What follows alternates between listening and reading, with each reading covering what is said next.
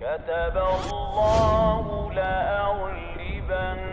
أنا ورسلي إن الله قوي عزيز.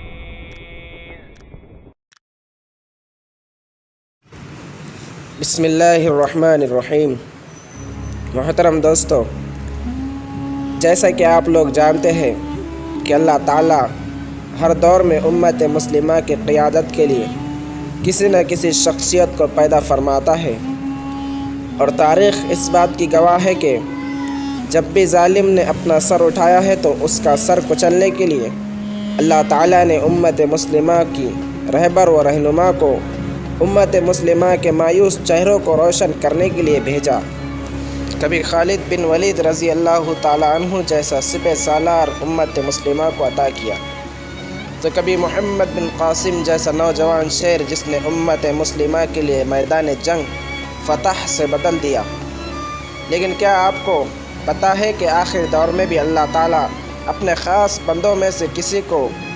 امت کی رہبری اور رہنمائی کرنے کے لیے ضرور پیدا فرمائے گا. احادیث کی کثرت سے یہ بات ثابت ہوتی ہے کہ اللہ تعالیٰ آنے والا زمانہ جو کہ بہت قریب ہے، اس زمانے میں مسلمانوں کا لیڈر یعنی حضرت مہدی رضی اللہ تعالی عنہ کے آنے کا وقت بہت قریب آ چکا ہے. ایسے میں